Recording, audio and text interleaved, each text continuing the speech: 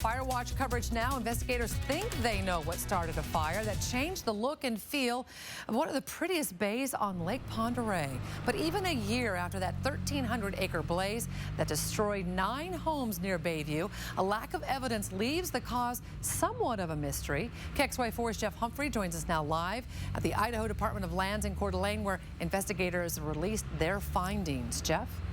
Nadine, KXLY4 was the first to tell you, even while the Cape Horn fire was still burning, that a pair of stranded boaters had touched off this blaze with a flare gun. That's still probably what is closest to the truth, but investigators are saying right now they still don't have the evidence they need to take these flare-shooting boaters to court.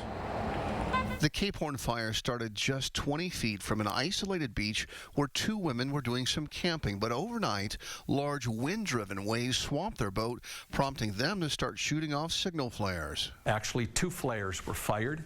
One flare, they said, was a dud, and they indicated that it landed near that area of origin. This is where multiple investigators all agree the fire got its start. The team felt like this white piece of debris was part of the flare that had been blown back on shore, and so they had it carefully tested. They tested the residue on the barrel of the flare gun that was used. They cut open a flare and did the chemical analysis of the flare material and the accelerants, and there was no match of any of those chemicals or the material with what was found at the origin. So while there is no scientific evidence a flare started this fire, at least one of the women thought that she did. One of the boaters plucked from the shoreline tried to destroy the flare gun by cutting it up. To make matters worse for the home and business owners who lost property in the fire, investigators say the women had already used their cell phone to arrange to be rescued. They say they shot off the flares just to see what they would do.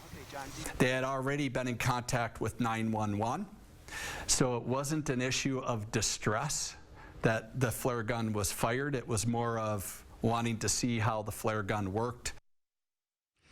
And Nadine, that is why if those tests had only shown traces of a flare gun round on the shoreline where this fire started, the lady who fired that flare would be getting a $5.6 million bill from the state for the cost of suppressing the Cape Horn fire. Investigators stress that this is still very much an open investigation and they welcome additional information. However, without the scientific evidence they need, they cannot cite these women for a negligent fire start.